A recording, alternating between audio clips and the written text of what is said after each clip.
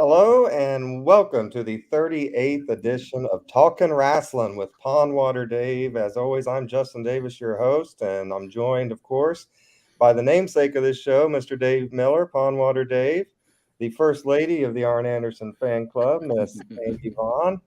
And we have another guest with us this week, a very special guest, Mr. Jarrod Rollins from Tri-State Wrestling. Welcome, Jarrod. Thanks for being on here with us. Yeah, thanks for having me, guys. I'm looking forward to it. Well, we'll see if you keep that same energy and after a few minutes with us. Well, Dave, here we are again, another week. What's been going on in the world of Pondwater Dave? You know, I just came off vacation. 9 days not having to work was pretty nice. Got back to work, and of course, when you get back, you have to pay for the time that you took off. So I've been busier than a one-arm paper hanger this week, and which included taking a bump. Apparently, it took you to get back in the swing of things over there.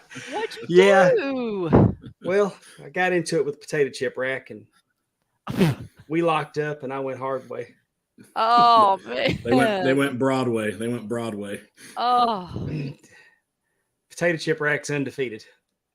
When it's like headbutting a Samoan, you're never going to come out on the good side of headbutting. The rack does no jobs. No, undefeated. And it's much older racks, probably 1962 model. Anyway, probably got some good lead paint. That's gonna be good. Might need a tetanus shot.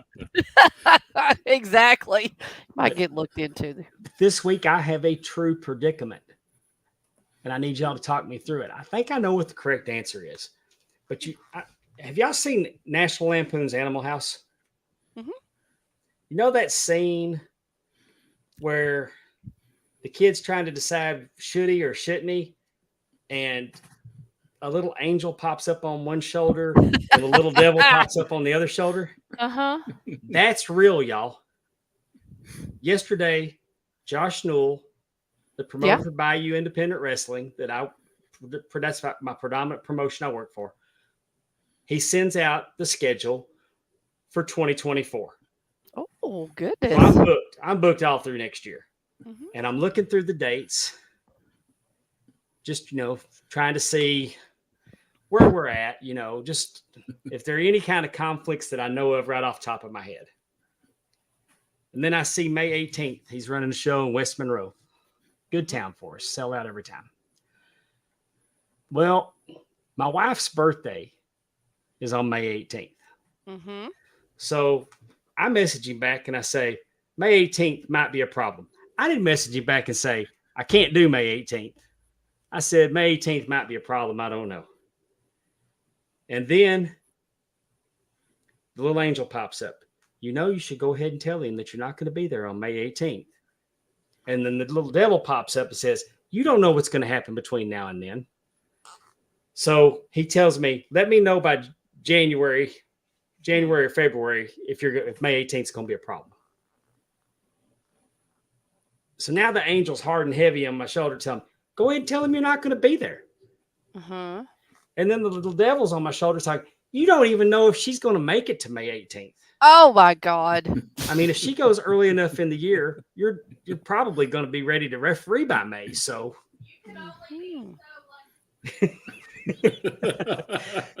Yeah, because, as many things have tried to kill you and you haven't died, I think you're here to stay, Pondwater. But the devil crossed the line on that one because I was offended that he would even suggest that there's a chance in the world that my 29-year-old wife is going to perish before May of next year. Where she will Stephanie know about this wife? And it's not like it's an anniversary birthday. It's not one of the because she's 29. She's going to be 29 again. It's not like a 30. We're not 30. We're not 40. We're not 50.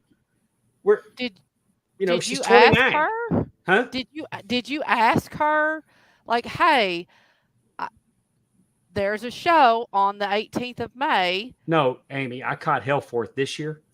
Oh, well, then why are we even having this discussion? If you've already caught hell for it, you need to say no. I'm going to. And I'm probably not going to wait till January or February. True. But that's my predicament this week. I mean, and then the devil's telling me, how many more years you gonna be able to referee, old man? There's gonna be plenty of birthdays after you quit refereeing. You've got to close your window of being in the ring is going to close pretty soon. So I don't even consider this a predicament because we all know what you're doing. Stephanie's gonna win this. So truthfully, when this camera gets turned off, I may not even be in a physical condition to ever referee again. You may not see your next birthday. So exactly. It's a heck of a predicament. Well, we do. But y'all know what I'm going to do. Yeah, I think hopefully the right thing. Well, we hope we know what you're going to do. I'm going to leave it up to our audience. So, hey, so go to @PWD Pod on Twitter and tweet out how you think I should handle this. Should I referee on my wife's birthday, or should I go ahead and tell the promoter that I'm not going to be there and make a huge deal about her birthday next year, and give her my undivided attention that whole weekend? I'm thinking if you do this, then you're going to have to referee every day for the rest of your life to pay for the alimony and everything else. We do want to say thank you guys that are in the chat with us. Darren Stanley, Mark Buffalo, Coach Keith Morrison, Terry Weaver, all kinds of people over there that's joining us tonight. Thank you guys so much. Holly Dizzle. Yeah. We got some new people. So that's awesome. Thank you guys so much. Miss Amy, we have some trivia, I think, related to Mr. Rollins that's here with us today, right? Yes, we do. So Jarrod had mentioned that he was a big fan of Macho Man Randy Savage, who also happens to be one of my favorites up here. So I pulled together I want to see what kind of fan Jarrod really is of the Macho Man. And all of us, actually. Pressure's on. The pressure's on. Pressure is on. I had the pleasure of being on a podcast this week, the Zip Code Bros. Oh, yeah. And they talked about the Macho Man, Randy Savage, and we all had to do a Macho Man impression ordering pizza. Hold the mushroom. He definitely, Justin has the best one, I say. That pretty good, Justin. What you got for us, Amy? I think I might be able to get more than one or two right this week, possibly, but I don't know. We'll see. Okay. He's actually he was my second favorite growing up, but behind, of course, Bret Hart. So I'm also a pretty big Macho Man fan. Awesome. Well, good deal. These are going to be some good ones. All right. This is fill in the blank. What is Randy Savage's middle name? Oh. It is Randy. It's his first name. Yeah. Not Randall. We all know Randall, Keith, Orton. But what is Randy Orton? Listen to me. What is Randy Savage's middle name? It's not Macho. Macho Man. It's on the boots. First name Macho, last name Man. Oh, man. I'm just going to say. You can answer in the chat, Darren. I'm just going to say his dad's name, which is slipping my mind right now. Angelo. Randy Angelo Savage. That's what I'm going to go with. Anybody want to guess? Well, Poffo, but yeah. Anybody else? I have no idea on this one. You are so close, Justin. It is Mario. Randy Mario Poffo. Well, Luigi was my second guess. Holly Dizzle got it. Oh, did she? Oh, yay, good. Okay, with a question mark, but yes. I don't know if that was an answer or a question. It's like Mario. Answer that question is yes. Exactly. So, as you know, he didn't always want to be a wrestler. He was actually signed by what major sports organization right out of high school for his athletic abilities on the field? Now that one I know. I think it's the Cardinals. Everybody, what do you think, Jarrod? Is that correct? I believe it was the Reds who signed him out of high school. See, I thought it was flipped. I thought he went. Maybe it was the other way. Reds second after the Cardinals, but let's see who's right. I thought it was the St. Louis Cardinals and put them in the minors. Yes, you all are. Everybody's kind of hitting on it. He was signed by the Cardinals. He was in the farm league, and he did play both Cardinals and Reds, like in their little farm league. Yeah. He played 289 games over 4 minor league sessions. So he never actually made it up to the big leagues. He stayed in the minor leagues, but he played for 4 minor leagues sessions or seasons. I love the story about when he decided to quit playing baseball. Lanny came home and Randy was out in the yard and he's taking all of his bats and breaking them on the tree out in the front yard. Time to wrestle. I think he was like career 264 hitter. Yeah, he was a catcher, I believe. Catcher and outfield. Yeah, he spent most of his time in the outfield for the minor leagues, but he played catcher in high school. And I do think he kind of finished up with the Reds farm league, Terry, because he was in 4, like I said, he spent his time between the Cardinals and Red minor league teams. So, all righty. So, so he wanted to be a baseball player first. Imagine getting signed like that out of high school. Like, that's pretty crazy, I think. A lot of kids get signed right out of high school. They to the minor leagues. Yeah, they'll skip college and go to the minors and get that money. Funny enough, related to that, my day job, I actually work for the Reds. Oh, really? Yeah. My night job is I root for the Reds. So there's that. He does. We'll take it. What do you do with them, Jarrod? I'm in communications and marketing, do a lot with our branding and messaging and all of our kind of ads and promotions. So, oh, cool. I was just down at the stadium last Saturday, actually. Oh, awesome. All right, Amy, I think you're muted. Unmute yourself. Amy does not do communications during the day. Can y'all hear me now? We got you. Yeah. Oh, I said, does that mean free tickets for Justin to be like an awesome fan? That's good marketing because I'm sure he would root. I will say cheer. I went to 4 games this year, 2 in Houston, 2 in Cincinnati, and they've won all 4. They're 4-0 in my trip. So don't be bashful. Ask to throw the first pitch. Heck yeah! You keep coming and having them win. I'll keep giving you tickets. Hey, yeah, he's like, might as well try it, right? He's wearing the same socks. I don't know. I like that one player who, what was his name?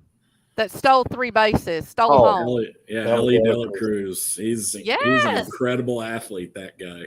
Oh my gosh, that was so awesome. Stole 3 bases and 2 pitches. I don't think I've ever seen that in my life. Stole home. That was so cool. Is he the guy that hit a home run out of the park against the Brewers the other night after the Brewers guy goes on his first attempt at bat? He almost hit a home run. Yeah. And then boom, he didn't just hit one. I mean, he hit it out of the park and over the forerunner. Their scoreboard yesterday or today said, when he came up, they said, "We have nothing else to say." Yeah, because after the first one, they had on the scoreboard almost hit a home run in his first at bat, and then the first pitch he jacked it out. Boom! In your face right there. Well, we didn't mean to turn this into a Reds podcast, but what do you got next for us, Amy? No, I got to figure out. Okay, this is multiple choice. What promotion did the Poffos enter after the closing of their own promotion, International Championship Wrestling? Was it Georgia Championship Wrestling, Mid-South, AWA, or Continental Wrestling Association?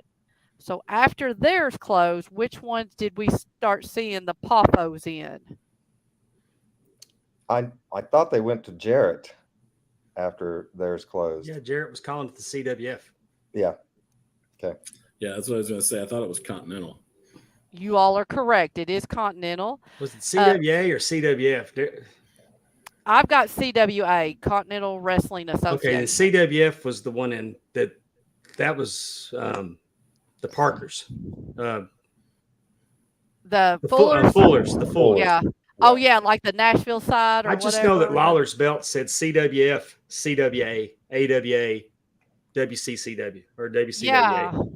Remember when we talked to Mr. Jarrett? He talked, or it was like, uh, he took Memphis, or he bought that part, and then they took, and then who was it? Goulis, or no, who was that took Nashville?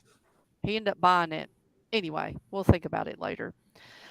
Randy was there for approximately a year, and when he signed with the WWF, he ended up having a loser leaves town match with Jerry Lawler on June 7th, 1985, which he obviously lost and ended up debuting a couple weeks later in the WWF. Sorry, spoiler. Sorry for all of you all that was going to watch that tonight. I apologize. How many times was Randy Savage the Intercontinental Champion? 0, 1, 2, or 3? Uno. Yeah, just once. Just once. You are correct. I thought it might have been more, but I had to think it through. Yeah, I know. It's kind of weird, but he had the belt for 414 days, so it was over a year.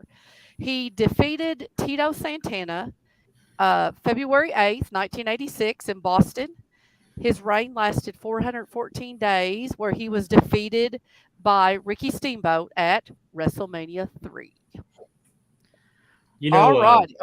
Fun fact about his Intercontinental belt. He tried to polish it with Brasso and messed it up. Oh, really? Man. That's why people call it the Brasso belt. Who has that belt? Conrad. Does he? I figured. I thought that was one that he had. Did last time when I saw it. I mean, unless he sold it or something. He had it at one point. I think he still has it. You know, and it's funny that out of everything that Randy Savage did, even being a multiple-time world champion, the Intercontinental belt, the Intercontinental Championship is the championship that I relate to him. Yes, me too. I think it surrounds WrestleMania 3 because that is probably the most iconic, for me, WrestleMania 3 is the WrestleMania of all WrestleManias. And I guess that's the reason why maybe I think of it like that, because he was Intercontinental Champion then. Yeah. So. I always love the design of that belt too, like that classic design of that belt, and we actually used that as like the main inspiration for creating our title belt because both myself and the owner just love the look of it. I see it in there. I'm with you on that, Jarrod. It's always been my favorite belt, the Macho Intercontinental belt. I love your belt. It's one of the better.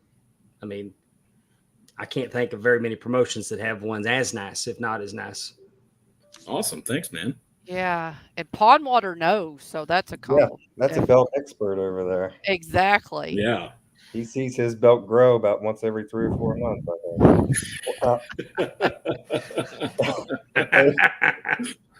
think. All right. It took him a minute to get that. Go ahead. It did.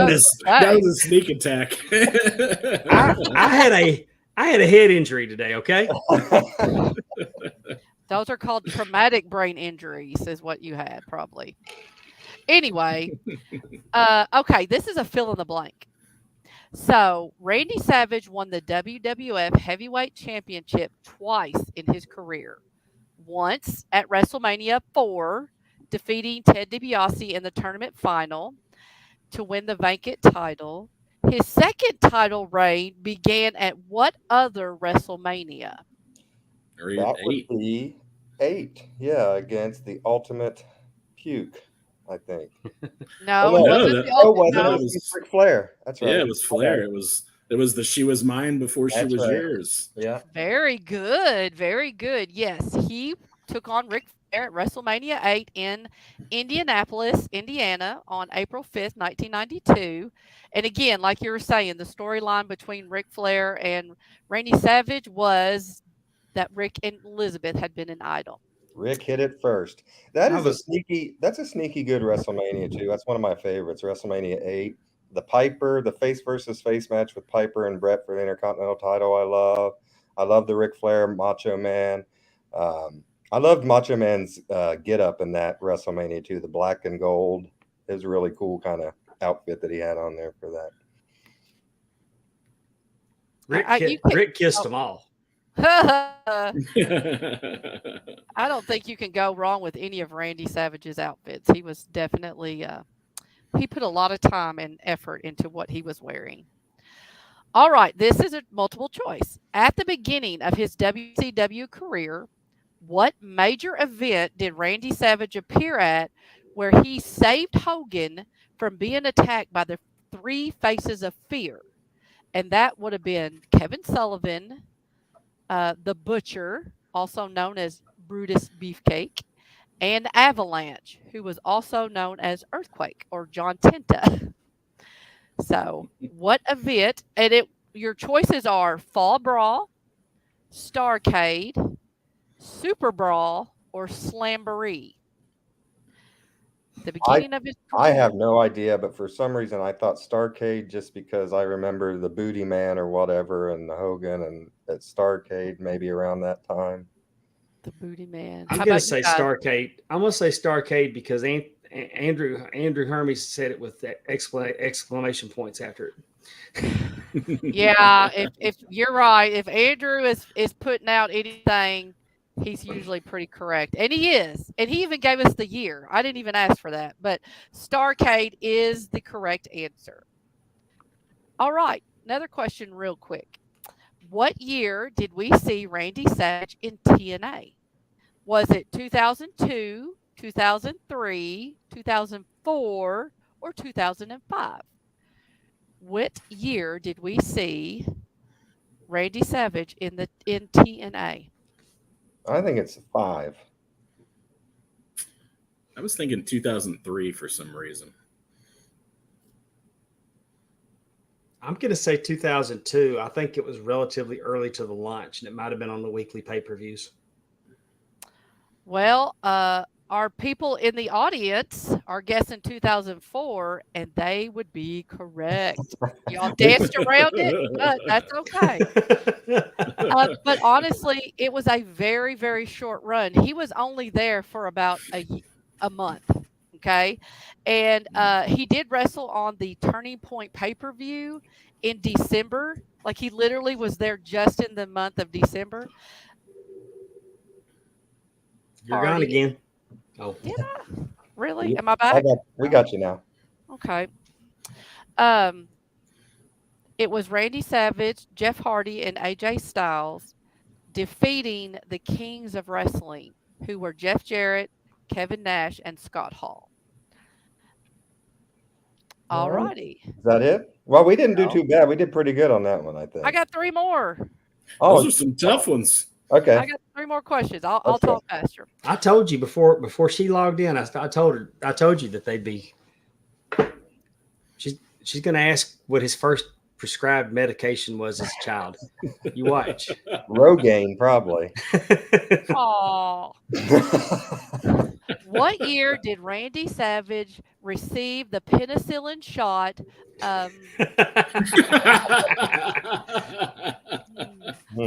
What year was Randy Savage awarded the Wrestler of the Year award from PWI? Was it 86, 87, 88, or 89?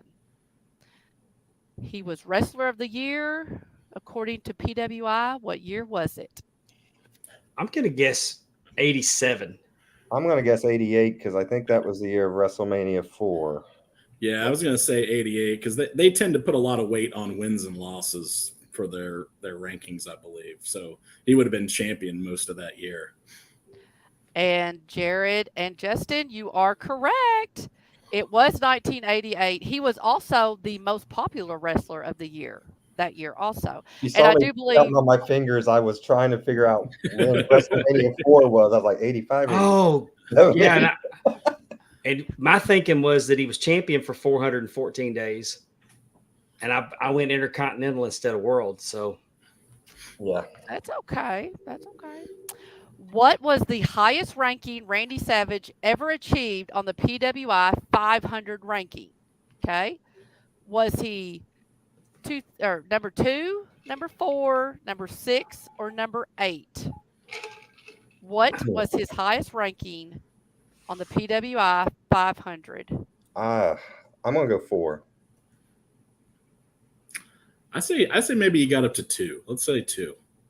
I agree with Jarrod. I think it was 2. He was ranked number 2 behind Sting in 1992. Ooh, missed it by that much. Well, and in 1991, he was ranked 4th behind Hogan, Luger, and then Flair, and then Randy Savage. Can you imagine ranking Savage behind Hogan and wrestling anything? What a crock. In 1995, he was ranked number 8, and that was the last time he was ranked in the top 10. So, what year did Randy Savage go into the Hall of Fame? Was it 2013, 2014, 2015, or 2016? I'm going to stick with my kind of pattern of going with 4 today. So I'm going to say 2014. Jarrod, what do you think? I'm gonna guess 2015. I can't Dave? remember for sure. I'm going to say 2016 because I think I was there. I love when Dave says that. He's like, I I know. think I was there, but I'm not sure. I was there. I just think he was on that. But the Freebirds went in, so you couldn't tell me crap that night about anybody else. I wasn't even there. It was 2015. I was not there. You were not there. He was the headliner for the Hall of Fame 2015. He was inducted along with Rikishi, Alundra Blaze, Larry Zbyszko, Fujinami, Tatsumi Fujinami, Kevin Nash, the Bushwhackers, Arnold Schwarzenegger went in, and the Warrior Award went to Connor's Cure. So he was the headliner in 2015. And that, my friends, is just a little bit about Mr. Randy Mario Poffo. Well, thank you. That was fun. I enjoyed that one. Pretty good questions. That's right. Cream rises to the top. Well, we brought Jarrod on here not just to talk about Randy Savage, but we wanted to talk a little bit about, your wrestling promotion that you're running over there. So, Dave, take it away. Well, Jarrod runs Tri-State Pro Wrestling. So, and that you're in Ohio. And but before we get into your promotion, tell us a little bit about your background. Have you always been a wrestling fan? Were you a wrestling fan when you were a kid? Or? Yeah, I've been a wrestling fan a long, long time. When I grew up in a smaller town in southeast Indiana, kind of west of Cincinnati, Ohio, and where we grew up, you didn't get a whole lot of big time things happening where we were at. We basically grew up next to the town of Milan, which was the inspiration for the Hoosiers movie. If you recall that story from them. And I've been there actually to the gym that they yeah. I mean, it's a great museum they have there for it. But so we'd always have to go everywhere to see big shows. And there was one time when I was about 6 years old that the WWF ran a show at a high school that was a little bit of a bigger town nearby, and it was probably this time of going on was probably a C show. there wasn't any of the really, really big names there, but I always remember Junkyard Dog being there, and I was able to get over by the entranceway and slap a high five with him, and as a 6 or 7 year old at that point, getting to do that with a wrestler that you've seen on TV constantly. Oh yeah. I'm glad you slapped his hand and not his cakes. Don't slap his yeah, no, don't do that. No. So that I was already a bit of a fan, but that hooked me for life, at that point. So ever since then was a huge fan. Dipped a little bit, when you first kind of got into maybe early teen years, but then all the stuff in the Attitude Era, the NWO, the Austin stuff just hooked me right back in bigger than ever. So isn't it kind of funny when we get to that high school age and we kind of dip out? I guess because we're thinking about girls and whatever else, and then like you kind of come back in like your early 20s. I did the same thing. I just it's kind of a weird thing how that happens. Well, and I think too, maybe like you were talking about the NWO, and wrestling was really hot back in the late 1990, the Attitude Era and stuff, and it was edgy. And I mean, we've gone to friends' house at college, and watched Monday Night. I mean, that was a huge thing. So I don't know if that helped. Like you said, you're introducing maybe a more edgy wrestling program and bringing, those lapsed fans, like you said, when you're a teenager and you're got other things going on. Oh my gosh, Andrew, that's so funny. Andrew popped you. Oh my God, yes, he's so funny. Yeah. What are we gonna do with him? Anyway, so that's interesting. So now you go from being a fan and kind of getting it, getting that love back to actually co-owning a promotion. How exactly do you make that step? Yeah, it's been a wild ride. I told Dave right before we started. It's been crazy. I'm the co-owner with my best friend Logan, who we were best friends in high school. He's the guy that I got back into wrestling with there in that end of high school time, and we've been friends ever since then, best friends. And at one point he actually worked while we were in college and ran after college for Heartland Wrestling here in Cincinnati that was run by Les Thatcher. And so that was the time after the invasion and everything, where a lot of those old WCW guys were in developmental there. And, so he got a lot of experience there. Contrary to what you might read in John Moxley's book, Logan is the one who gave him the Moxley name for the tag team that they had there. Really? Necessary Roughness, kind of based off the Varsity Blues movie. John Moxon was one of the characters in there. And that was sort of where that came from. What did Logan? Cool. What name did Logan wrestle under? He didn't wrestle. He was just worked. He was working for Heartland. Okay. Yeah, because we were very much of the mind of like, we love to tell stories. We took screenwriting classes and things like that, and we always got into like, what's the fun of the story in wrestling? That got us hooked just as much as the ring stuff. And so Go ahead. Sorry. I'm sorry. I was going to say, did you all ever try to become WWE writers, WCW writers, anything like that? We never really got pursued it too seriously. There seemed to be a lot of bumps to that, and just I don't know that we're both very much born and raised around this area and have all our family around here. I don't know that either one of us would have ever really made that leap to go up to Stanford or anything like that. Oh, I completely understand that. I was 40 years old when I started refereeing, so 39 years old, and the idea that I would give up my job with benefits to take that chance that late in life, I completely understand that thinking. Yeah, because look at your head. You need these benefits. Snake bites, spider bites, whatever else, alligators. You need some good premium United Healthcare, whatever you got.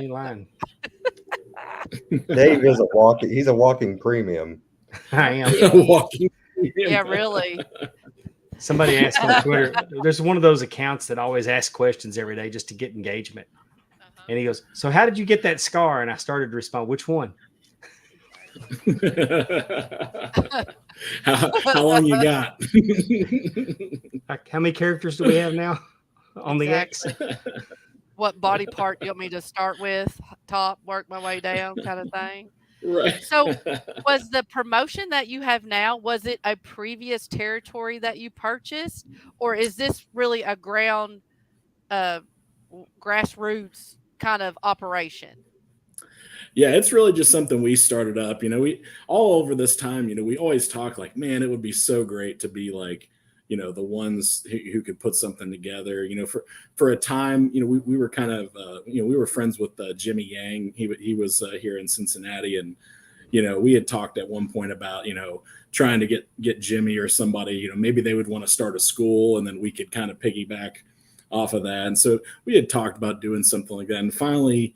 It was the fall of 2021. Logan and I were talking. We were like, we got to at least try this. Like we're going to regret this if we never even give this a shot. So we were like, we're going to put together one show, and if we don't, completely lose a ton of money, and if we don't just think this is so terrible, let's give it a run. And so we ran a show in February of 2022. We had Carlito in the main event of the show, had some, other guys that we picked up that were regional and local guys. Logan had a connection with Jake Christ, in the Midwest. So he was on the show, and it went pretty well. We kind of broke just about even, maybe lost a little bit, but it was worth it. We just decided, all right, now let's try this out. Let's get a name for our company. Let's get a logo. Let's try to do this right. Awesome. So your area was really excited for the wrestling that was coming in. Is that kind of what you felt like you were seeing and said, yes, I think we could do something in this area? So was your first show in Indiana or Ohio? Yeah, so our first three shows were all in Southeast Indiana in Versailles, which is probably about an hour west of Cincinnati, real small town, USA, and again, kind of tying back to, us growing up out there, knowing, that you'd have to drive to Cincinnati or Indianapolis or somewhere to go see action. In a way, this is us kind of bringing fun and sort of big show to the small town. Yeah. And, from there, we just knew that at some point we did want to expand and do some things in Ohio and kind of the greater Cincinnati area and, try to build on it a little bit from that point. And so that's what we've done this year. And, we're just really excited that, we can kind of see this thing growing and becoming something that we can keep building on. Right. When you started up, were you like going into community centers, or were you getting involved with schools and using the school gym? Yeah. There's a where we ran in Versailles. It's kind of the old high school gym that still operates, to your point, as like a rec center. The people use, so they give us cheap rent and they help out a lot. We let them run the concessions so that they make some money off that. It's a nonprofit that owns it. They just want to keep the building active and give people stuff to do. So they're all in on it. They give us connections to the local schools there. We've had spots where we've had one of our local guys come and appear at a school. We're actually in the process of doing a partnership with one of the local public libraries there, where some of our guys are going to take part in a photo shoot to help a library card drive, in September. So we really did want to be part of the community, like not just, hey, we're flying in here, running a show, making some money and dipping out. We've had tables at local fairs, at farmers markets on Saturday mornings. I mean, all of that kind of stuff. It's been fun. That's when you started up, does Indiana have a commission? Indiana does not have a commission. So, we kind of lucked out there a little bit, don't have to worry about that part of it. Ohio does. So, again, we got ourselves both licensed as promoters there just to make sure our bases were covered. And how strict are they there? Just paying a fee for a license? Do they do the blood work too? They really don't require too much from our end. We do a permit for each event after we've got our promoter's license. The Kentucky, as you've probably heard, is a lot more strict on things. So, we haven't really gone into Kentucky yet, and that's something I don't know if we're gonna do that anytime soon, just until we kind of get a better understanding of all the parameters there. But we run Louisiana, and it's very. They really make it difficult for promotion to grow. It's I mean, we actually had a show where we sold out weeks in advance and couldn't open up the building to sell the rest of the tickets because once the attendance got over 400, the requirements with the ambulances and the doctors and the police, you couldn't have recouped enough money. So you actually made money running a smaller show than expanding and pleasing your fan base, because we turned away a lot of loyal customers. Because it was, it was Cassidy Riley retiring, and we told everybody, hey, it's going to sell out. This is going to sell out early. And those that didn't believe it found out. Good. So it's good. Glad to hear you got a commission that's not really going out of their way to break your back. Yeah, they make a little bit of money off the licenses, and I think that's pretty much it. They really don't get too involved other than that, really. Cool. So I want to know, when you and Logan finally said, you know what, we're going to regret if we don't do this. Like, did you have like a notebook, like stuff you all have been writing forever? Did you put together like a 5-year plan? Like, how did you all really, I mean, like you said, you wanted to be part of the community. You wanted to center it, in the areas that you were familiar with. How did this really all come about? And how did you decide what you were going to do to move forward?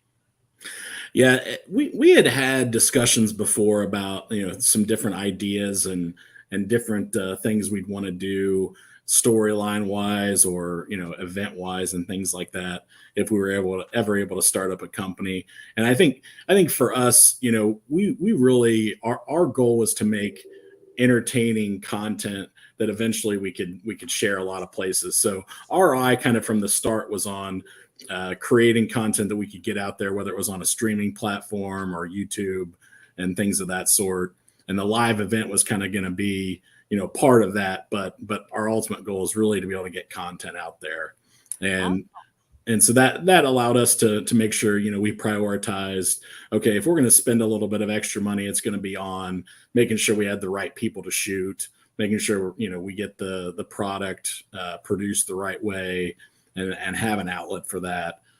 So we have some ideas about, where we want to be here in a couple of years as it's continued to grow. And there's definitely been learnings for us just from the standpoint of working with talent and getting guys booked and making sure we're budgeting properly based on who we book and how we're going to promote things. Because a lot of that at first we kind of shot for the moon and then had to rein ourselves back in a little bit. Sure. Well, and the three of us had talked about, we definitely think your production is very well. We watched your show. What was the last one? Because you're having one coming up that's a Rumble, right? Right. Yeah. So we just had Do or Die in July. Yes. That had a fun main event, and then we had a big show in June, Annie Up, that had Matt Cardona and Bobby Fish and Dango on there. That was our biggest star power show that we've had so far. Is that going to be like your WrestleMania? Is that going to be your WrestleMania show? Like, is that the biggest show? Or are you thinking, or have you even made that decision yet?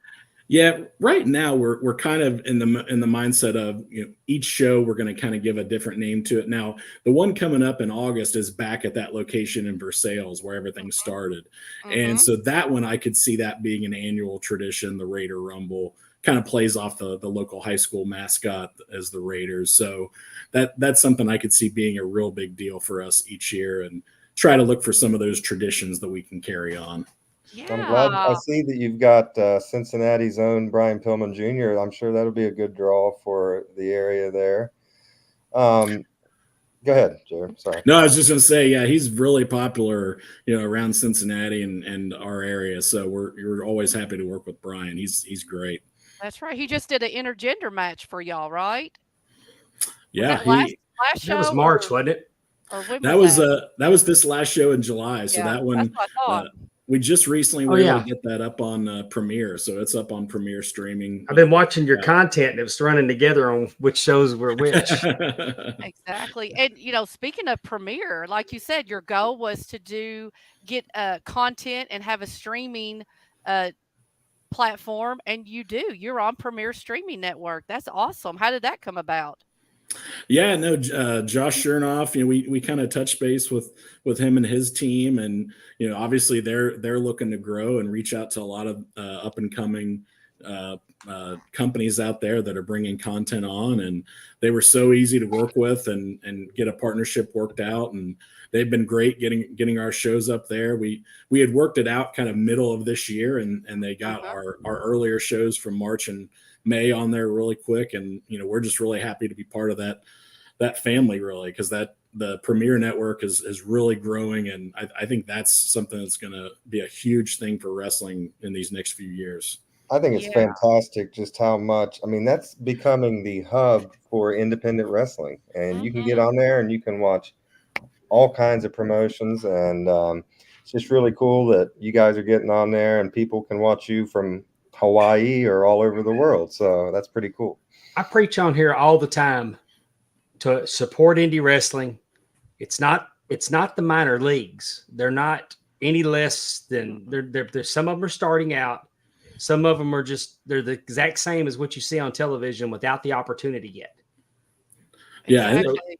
And what's great for us too in Cincinnati, I mean, there's a lot of companies that run in kind of the greater Cincinnati area. Cincinnati is a real hotbed for wrestling. I feel like just the Midwest in general. And for us, we want everybody to succeed. We try to strategically plan our shows to make sure maybe they don't conflict with some of the organizations, because we are really aiming to only run, maybe 6 to 8, maybe 9 shows a year. Whereas I know there's still a lot of the organizations around here that are running, maybe not weekly, but, monthly for sure, maybe sometimes twice a month. And, for us, we want everybody to do well. There's a couple companies here that have been great, partners a little bit with us, that we help them out with some shows and they help us out with some shows. And I think that's what everybody should really strive to be. We're all here to succeed and do well. Right. Exactly. Work for the greater good. Jarrod, I got a question about your writing and your storylines. How do you keep those in sync when you have your shows so far apart and maybe someone doesn't come back that was going to, and you kind of have to redo your storyline, so to speak? Can you speak to that a little bit? Yeah, that's really been, probably our biggest challenge this year. Last year obviously was really about getting the company launched, establishing an initial champion, which was VSK, who a lot of people know from AEW, the Jeeves K character. And then this year, it has been a challenge when you work with some guys who are AEW guys. You work with some other guys who are maybe some one-offs like Cardona or Bobby Fish that you want to bring in. And then you have other guys that are more local that you do want to build around. One of the guys that we really think a lot of and have tried to work a lot of things around is Myron Reed, who I think he is so talented. I'm really shocked that he isn't signed to one of the bigger companies at this point. Big star with MLW.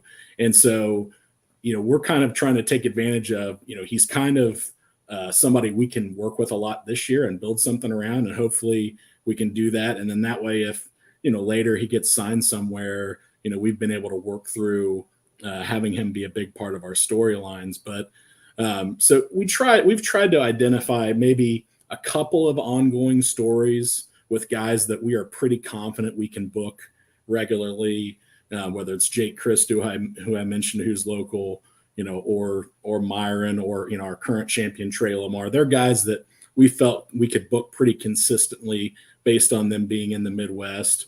And then that allows us maybe to sprinkle some of the other guys in to do some one-off, maybe self-contained angles here and there, and just, try to identify some guys that we could book for the future, like a Matt Diesel is from Louisville, Kentucky, or the area down there, who we feel like is a strong up and comer. And, he's somebody we can look to build a story for, because he's somebody that should be able to be regularly booked for us for a while. So guys like that we can really get behind, we'll find some stories for, and the others, we can just, see what really comes up. Do you want to go ahead, Emma? No, I'm sorry. I was just going to say, well, you said Trey Lamar, and, is he a good guy or a bad guy? Because he turned on his friend, right, to take the title. Yeah, that was a big match. Yeah, that was a big story that we were trying to play all this season.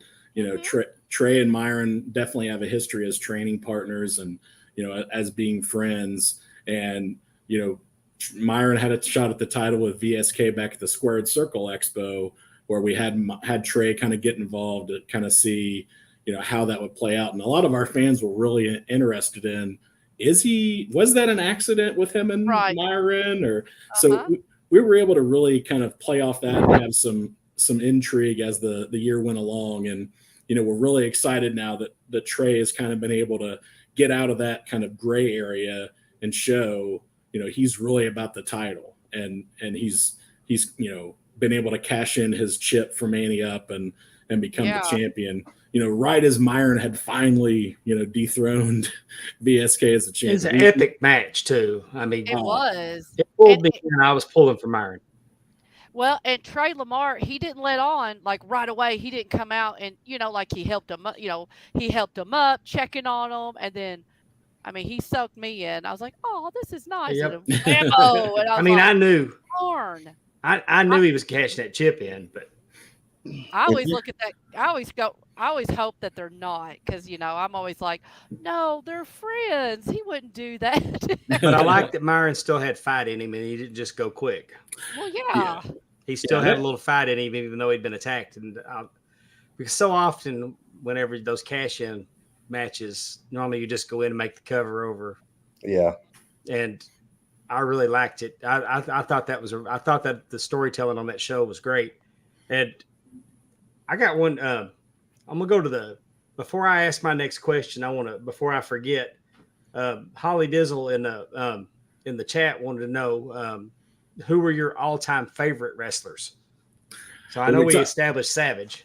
Yeah, we talked about Macho Man. You know, I was always a big fan of Mr. Perfect and Ted DiBiase during those days.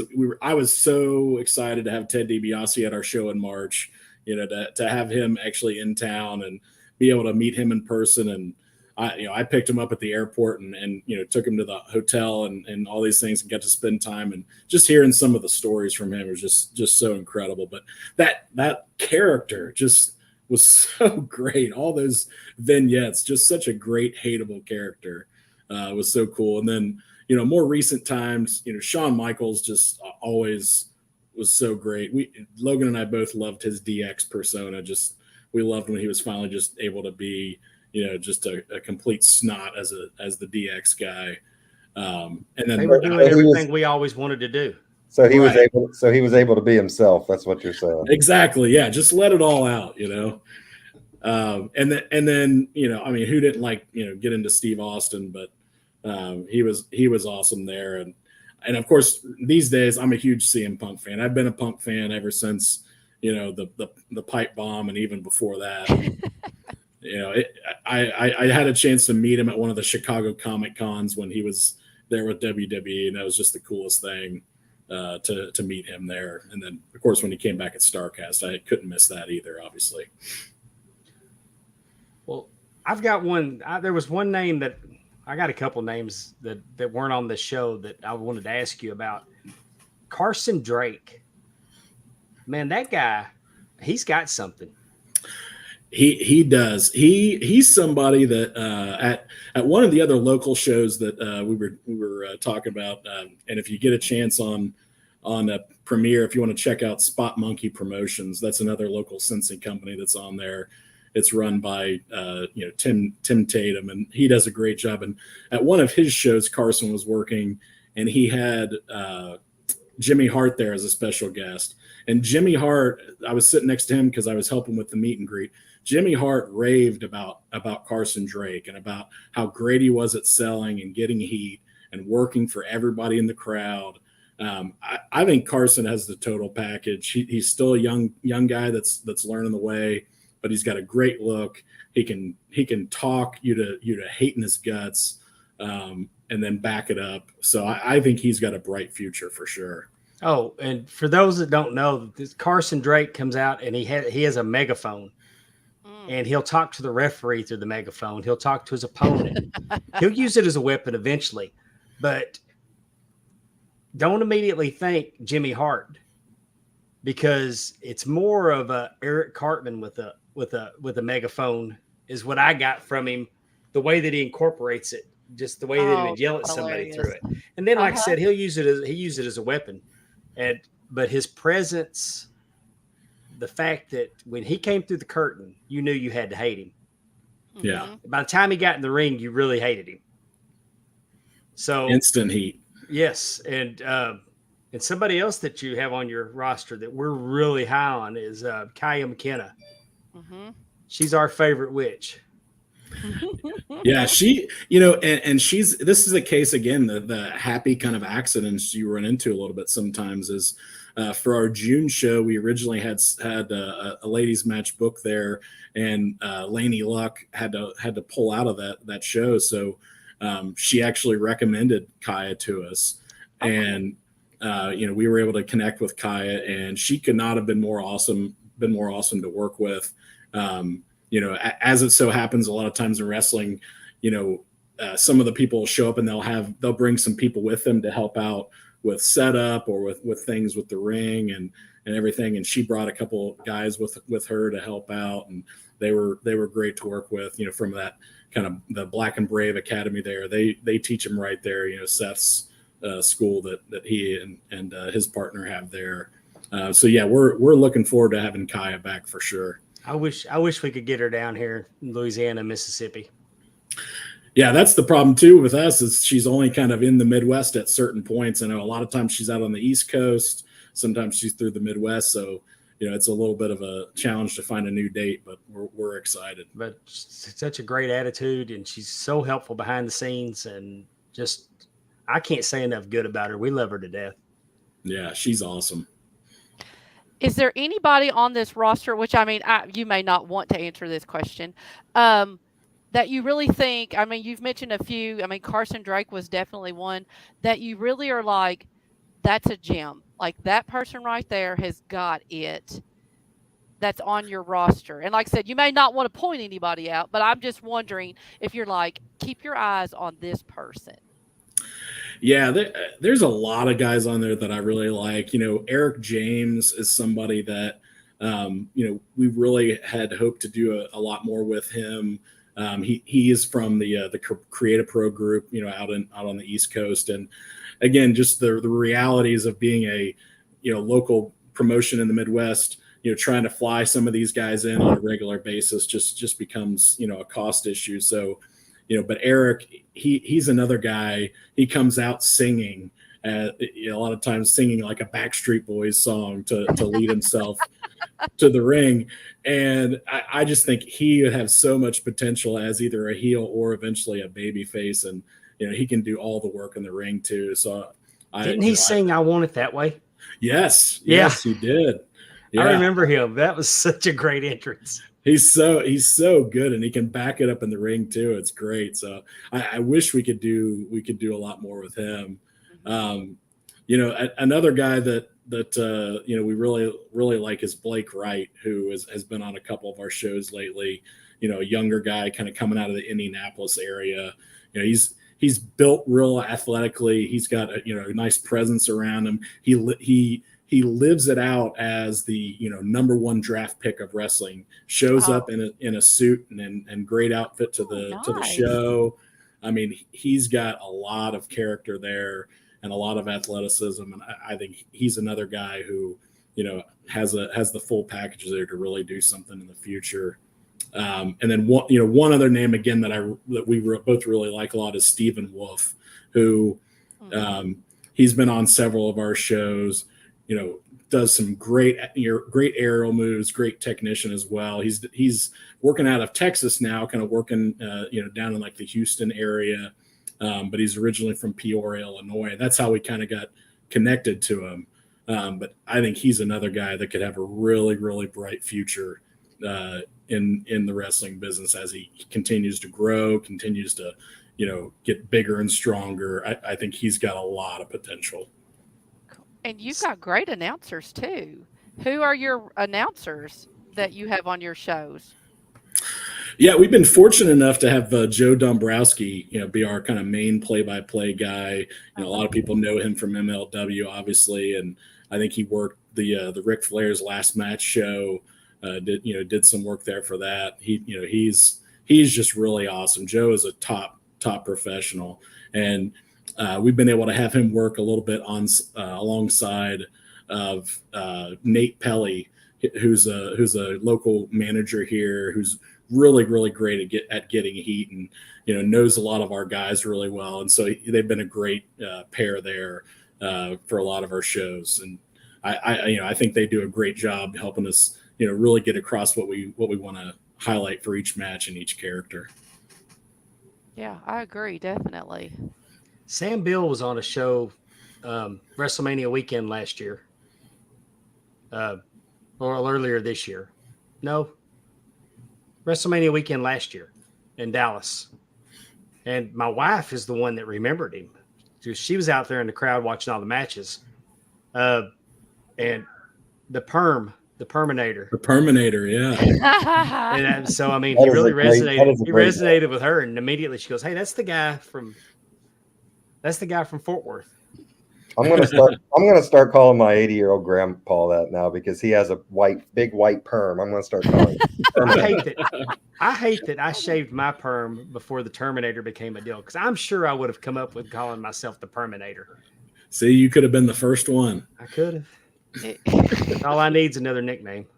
That's right. Exactly. Yeah. Sam's another one. He's so awesome. Such a great guy. He and his wife not long ago had their first child, and he really resonates with our kids. Like they really have gravitated toward him at a lot of our shows. That is the big thing for us is we do it as a family friendly show. We don't do a lot of the crazy hardcore stuff or do blood and things like that, just because we want to make sure that it's a family friendly environment for a lot of these things, and the kids just love Sam. I did want to ask earlier, we had a picture of your champion Trey Lamar up, and he has some interesting hair there. Allison, I would love to hear your opinion in the chat, what you feel about Trey's hair there. I dig it. I kind of like it. It's definitely it's a unique look. Yeah, it's definitely a look. But Allison is the end-all be-all judge on hair, so that's why I was wanting her opinion on this. Yeah, I think we have heat now that I shaved, because I've said I shaved my perm. I'd get another one, but you'd have to have a bag of rice to roll it. She's given her. She just gave it. There it is. He's hair is thin. Okay. Yeah. There was another comment. Mark Buffalo said, Jarrod, I will check it out. I did some stories on Championship Wrestling of Arkansas a few years back that was promoted by Matt Rivera. Loved working with those guys and writing stories on their fundraising events for my newspaper at the time. So yeah, that's awesome.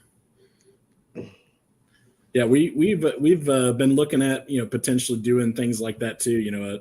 At our old high school, we've kind of talked with them maybe at some point about doing a fundraiser show to help support their scholarship fund there, and things like that. Like I said earlier, we definitely want to be part of the communities there. So things like that, we're all about seeing what we can do to help out. Wrestling's a great fundraiser. Yeah, with the way we explained it to them is, part of it is ticket sales, obviously, but again, you can sell sponsorships of the matches. You can have your silent auction table there. You can run a 50-50 raffle, all of those kind of things we would let them, be able to sell. And it's just us really bringing the show there and sharing some of the ticket revenue, but then they have all those kind of resources that they can make some extra money off of. And, we're happy to let them do it. I was recently part of a fundraiser show at a high school, SPW, and I'm thinking we get 750 in the auditorium, in the basketball gym. No names. They did it with their regular talent, so they didn't have to bring anybody in for it. That's perfect. So, and I mean the kids had contests on who could sell the most tickets, and they one of the I want to say the assistant principal's wrestler they incorporated a coach in because I was out of the ring trying to break up everybody up, and then the coach jumped the rail and slid in and made a 3 count, and I'm like, so I mean, and they do it once a year. And I'm sure that got a huge pop when Coach come in and got the 3. Oh yeah, and the champion got pinned in a not entitled affair. So I mean, it was a tag match, but the champion got pinned, and he hadn't been pinned in a long time.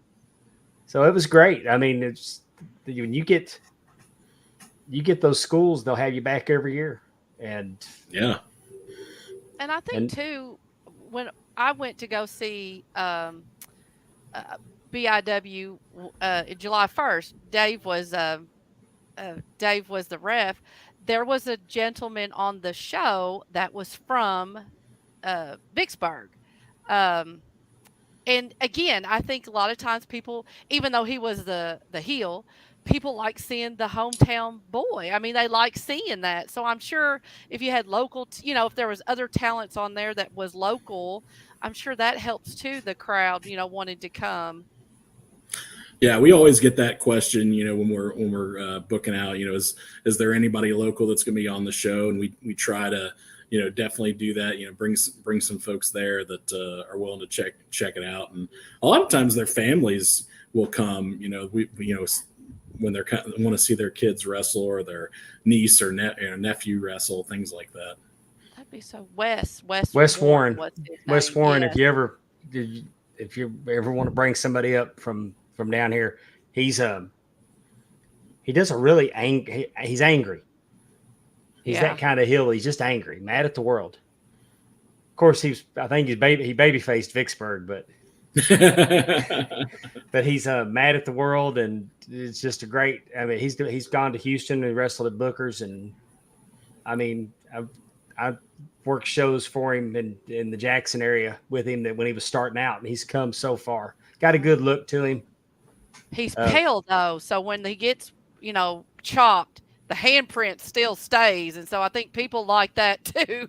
And he sells it very well, as you can imagine. But that was kind of cool, and I think people probably would be excited to go see someone from the hometown, living out their dream. I think that would be pretty cool.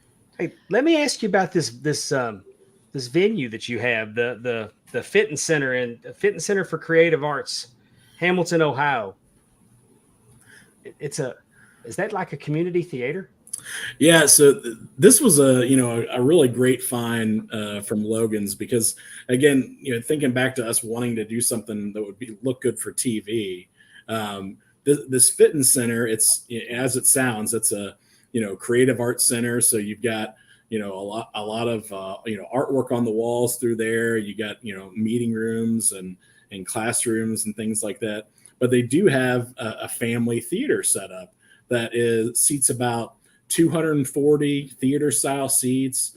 No folding chairs, none bleachers. You're sitting in nice theater style seats all the way around, and there's really just the perfect amount of space on this little kind of rubberized staging area for us to set the ring. Now, again, there's not a whole lot of space around the ringside area, so you can't get too crazy. The guys have to be a little cognizant of that when they're doing some of the moves to the outside. But we haven't really had any issues, and I think the guys have found plenty of ways to work around that. But I think it shoots really well on camera. You got the curtain that's already there that the guys can come out of.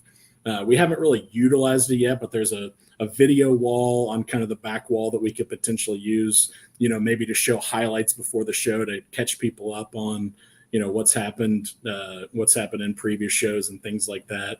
And it's just turned out great. And we can use their lighting, their sound system and everything there. So they've been great partners with it, and they've really welcomed us. They at first we weren't sure, like, how is this, it's a unique partnership. I'm always amazed when a nice venue wants wrestling, because you'd be surprised how many crappy venues don't want wrestling. Oh, we've had a couple that have turned us down, that's not the entertainment for them. So, they've really welcomed us into it. They love the idea of getting a different crowd to kind of experience what the center is. where we have our meet and greets and kind of our merch section is in the dance studio. So, one day you'll have, Eric Rowan and all these wrestlers in there signing autographs. And then the next day there's dance class for, 8-year-olds. It's probably a pretty cool, it's a pretty cool place to wrestle for the wrestlers just because you kind of got the people sitting up above you, right? Well, and the acoustics are great. Yeah. So even when, our shows, we probably average somewhere in the neighborhood of, anywhere from 130 to 150 people, that show up there. But 150 people in a small venue like that sounds awesome when they're into it. So for the guys, it's great to work in because they can, easily, gauge how the crowd's doing, and the people are right there. Everybody's right there in the action. Your partner's in the chat. Yeah, I saw that. Logan. Yeah, what a great. Oh, I'm sorry. I was just going to say, go what ahead. a great partnership. Like you said, wrestling is theater. And so here you are able to be in a theater, basically, with the lighting and the stage and the seating. I mean, that is such a great partnership. I liked that there was nobody behind the ring. Yeah. Because when I watched it, I mean, I guess now that you'll never watch wrestling like you watched it when you were just a fan. Right. Yeah. I normally watch through the eyes of a referee. And so immediately I was like, okay, I'm trying to figure out the hard cam. Am I on the side that has the entrance, or am I playing to the wall? I mean, that's how I was looking at it, but I was thinking that wall's cool. And when I was a little kid, it always comes back to World Class Wrestling for me. On Saturday nights, they filmed it with Will Rogers Coliseum, which was a rodeo arena. But if they had the rodeo or the stock show, they'd move them into the Will Rogers Auditorium. So they put the ring up on the stage. So it was a similar setup. The only difference is they had an orchestra pit. So sometimes they throw them in the orchestra pit. But I always liked it. For some reason, I always liked that the ring being on a stage. And when I saw that setup, I was like, man, I'd like to work a show in that building. That's a pretty neat setup. And then you can see how nice the seats are, but you have to look real quick because there's not a whole lot of seats that are empty. Yeah, that's a good thing. It's a great place to film your program. Yeah, and it works out perfect too, because in the upper level, there's a couple of little nooks. One that's perfect for Joe and Nate to have their commentary table set up at. It's kind of for them to set up and really overlook the action, but have a great vantage point. And then that's kind of next to there is where we have the hard cam. So it's kind of set up, looking down sort of at an angle at the ring, but you see the entranceway great, and then we have, the crew, down working around the ringside to get all the action down there too. So how many towns do you actually run in? Do you have your loop, or will you do the same? Do you do the same town twice in a row, or? Right. So right now, the two places we run regularly are Versailles and Hamilton, which is Hamilton's where the fitness center is. Okay. The show we ran in June was in Lawrenceburg, Indiana. That's kind of around where basically all three states meet up. That's where the whole tri-state comes from, of course. But that was a show in partnership with Hollywood Casino there in Lawrenceburg. That's what I was just getting ready to ask you, if it was based around the casino. That's the one that's right across the river from Cincinnati. Yeah. Mm-hmm. Yeah. I've been there. I went to a meeting there one time. They have a big racetrack there too, right, Jarrod? Yeah, Lawrenceburg Speedway's right there. Do big dirt track racing that they get a lot of great events at. And Lawrenceburg is sort of like the big city for those of us who grew up out in the sticks. But so right now those are the two regulars we run. We would like to run maybe a 1 or 2 shows a year in Lawrenceburg. Continue to do that. And then, maybe try to find another venue, maybe on the west side of Cincinnati, something like that we could run regularly. Because again, we also don't want to encroach too much on some of the companies that have been running for a while. The Spot Monkey Promotions I mentioned, he runs a lot of stuff on the east side of Cincinnati. He lives more on the east side of there. So, we kind of, we don't really look for any spots out there, just let him kind of handle that. And then, there's some other places that run kind of a little bit, central Cincinnati area. So we haven't looked as much there, but I'd love for us to get, say, 3 or 4 venues that we know that we're going to run each year, whether it's once or twice a year, or whether it's like Hamilton, where it could be 4 to 5 times. Right. Is a casino, I mean, is that a good group or good place? Obviously you're going to have people there. I mean, did you see a good crowd? Like, are you encouraged by I don't know. Are you encouraged by that, saying, we could do a show here in Lawrenceburg? Like, there was plenty of action and plenty of people who wanted to see us. You know what I'm saying? Yeah, it actually worked out well, because it wasn't actually at the casino, so it was at their event center, which had a giant ballroom in there, and again, they had great lighting set up for us. Lots of space. Rooms that we could use for the meet and greets and for the locker room, and had a lot of space there. And it's also connected to a hotel there that then we were able to have the guys stay at. So for the bigger name guys like Carlito and Matt Cardona and those guys that were there, the event is at the same place as their hotel. So it helps us out, from a transportation standpoint. And the Hollywood folks were great about arranging pickup at the airport and taking the guys to the airport afterward. And for them, it's about obviously getting people down who they can then shuttle over to the casino after the show. So, right. Sure. This is a 2-for-1 deal. You watch wrestling and then you spend the rest of your money here. Exactly. Yeah. So that was it was a sold show for us. They handled, all of the ticket sales and just trying to get people down to the show itself. Awesome. Can't beat those sold shows. Yeah, that took a little pressure off. That's for sure. I bet. Do you want to ask Mark's question? Can you see Mark Buffalo wants to know, as a promoter of a small territory, what do you think of heels? Yeah, I'm sure he's talking about the show. Yeah, I love that. I love the first season of that show. I'm so glad that new season is coming out here soon. I thought, Stephen Amell and everybody with that show did a really good job of how they treated wrestling. We all know that sometimes with TV and movies, you never know what kind of angle you're going to get on pro wrestling. But I thought the first season of that, they did a really good job with it.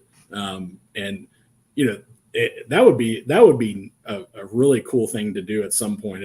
If we were ever in a position where we had a venue and on our own building that we could run on a monthly basis or semi-weekly basis or something like that. I mean, that would be really cool to be able to do that at some point. I don't know if we'll both ever get there, but that would be a really great. It can be done, and then you'd be able to write episodically.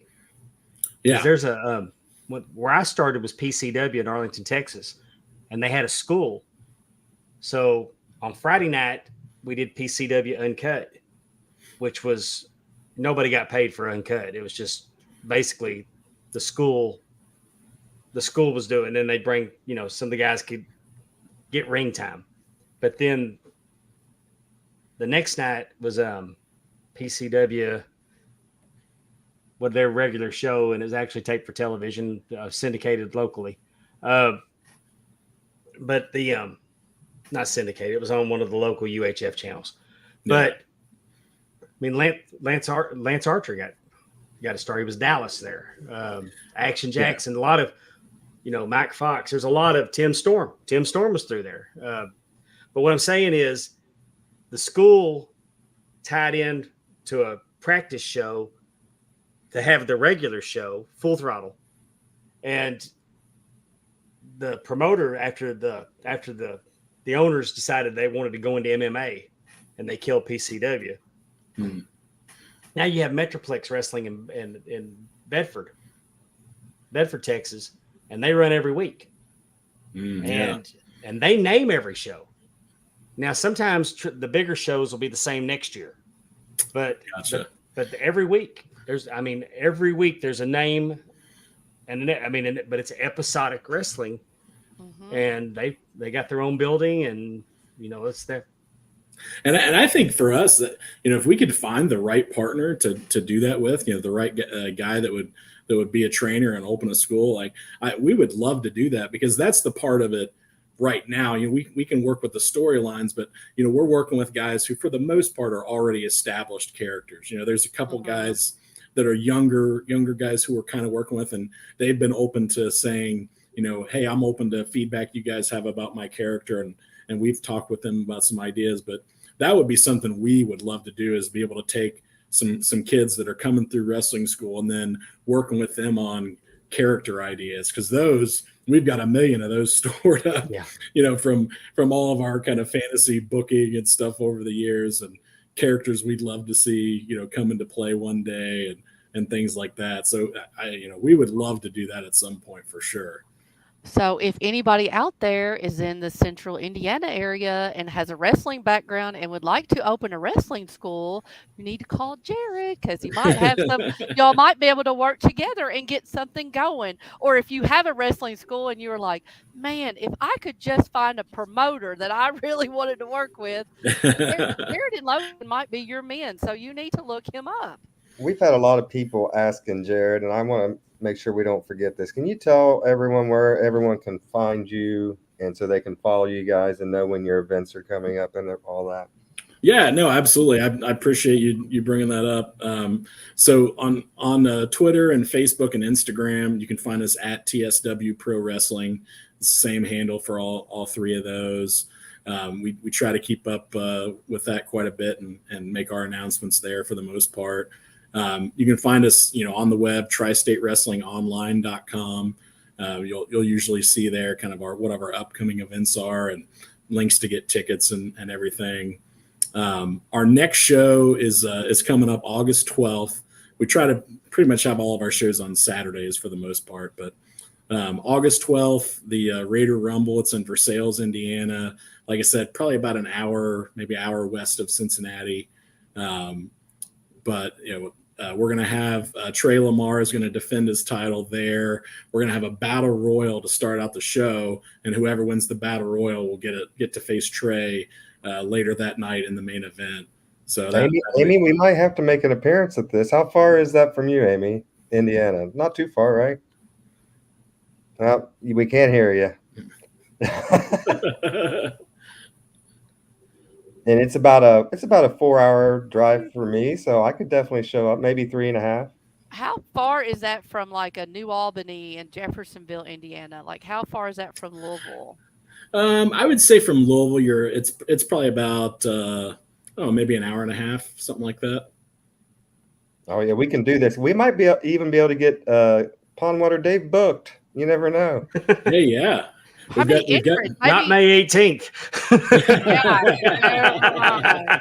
Justin, why don't you see if you can get a number? You could be the surprise entrant into the Raider Rumble. Like, I don't think anyone's looking for me. We always look for a good mystery opponent there. Exactly. Hey, I do have stripes, though. I do have stripes. I am a wrestler. I've got boots, tights, and a mask. I can go into a rumble. I've been over the top rope. I can go in the ring and come out and over the top rope with the best of them. Hey, we got money for extra paydays. Hey, Amy, we might have referee to make Brandon Toll. Yeah, Brandon's done a bunch of our shows. We've got a couple other guys that work in there too. So nice crew officials. We got some nice TSW branded referee shirts. So make the guys official. Another good Reds fan, Brandon. They're all good referees. They were working with them and not standing around watching. There's a real shortage of good referees. Brandon, you hear it all the time, and you got a good crew there. From top to bottom, I'm thoroughly impressed with your promotion. Definitely. And we can't thank you enough for coming on our show tonight and talking about it. No, I appreciate you guys inviting me on, giving me a chance to talk about it. It's been a fun experience, and there's been a couple of the top guys from our ad-free shows group that's come to a couple of our shows. So yeah, it's been great having some of the folks from our group pop out there. Yes, we're going to tell Josh Fields. Was he one of him? Was he one of them that has come yet? He lives around in that area. We're going to have to make sure he knows about this because Yeah, he lives I up think there by Cincinnati. we might have to round up a group of slapdicks August 12th and show up at this place. Yeah, I think that would be great. That'd be a fun time. Heck yeah. And congratulations on being on Premier Streaming Network. Again, you're going to be able to get a lot more eyes on your product, and it's a very good promotion. And I really enjoyed when we watched it the other day, and can't wait to. I love a good Rumble, so I will definitely, if I'm not there on the 12th, I will be watching because I do kind of like the VSK. I mean, he's got a good beard, and so I like that. So, I'll have to. VSK was great.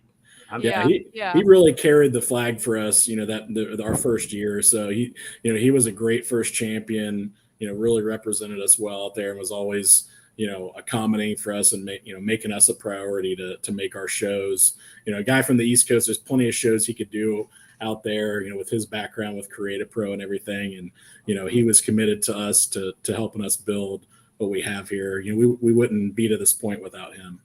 Exactly. You have 5 referees? We kind of mixed around a little bit. So Brandon, I know, is kind of out of St. Louis now, so he's a little going to be a little bit tougher to kind of mix in. I think he had mentioned he's probably going to start taking more bookings around St. Louis, but Jake Cloyd has worked for OVW before. He's great. Peyton and Lucky are a couple of our regulars too, and Aaron was at our June show. Again, just based on scheduling, we had to find somebody, and Aaron was great. So I could totally see us having him back again as well. I got to hang out with Brandon a couple years ago in St. Louis when Tony and Conrad had a live show down there, and it was a blast. He's a very good referee. I like watching him. I got to work with him at Top Guy Weekend. I was going to say Brandon was at. Oh, that's right, Justin. I'm sorry. I was like Brandon was at Top Guy Weekend with us. Yeah. That was fun. That was real fun. Everyone Allison Faye's in. Yeah. There we go. This has been fun. I think I can tell by the reaction from the people in the chat that they really enjoyed kind of an inside look at independent wrestling and what it takes to run it. Not a lot of people think about, all the things that we've talked about here tonight when it comes to the details of running shows. So we've enjoyed that, Jarrod, and thank you for coming on here with us. Yeah, it's definitely been an eye-opening experience for us about what all goes into it. We still love doing it, but it's definitely been a lot more work, and we're just looking forward to continuing to move forward and seeing what we can build on here.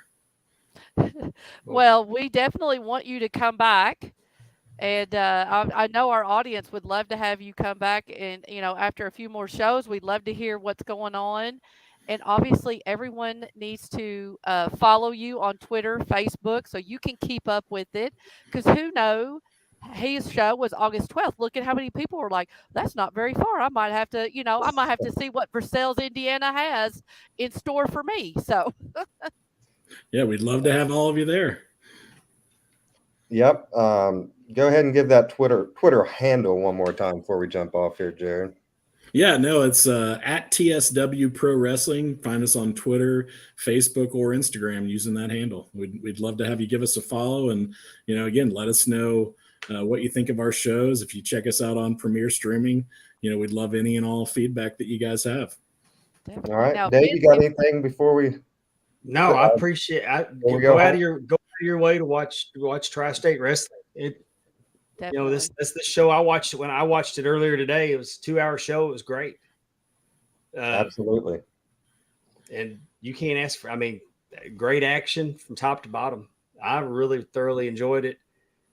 Jarrod, I can't thank you enough for coming on our show. Best of luck to you in the future. You have an open invitation anytime you want to come on and promote what you got going on. Our door is always open for you. Thanks. I really appreciate you guys, giving us this platform here, and it's been a blast for me. So I'm happy to join you guys again anytime. Next time, bring Logan with you.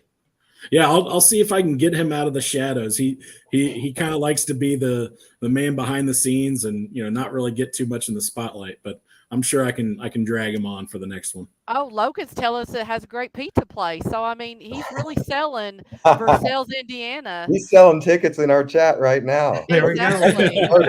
That is a promoter. Guys, Exactly.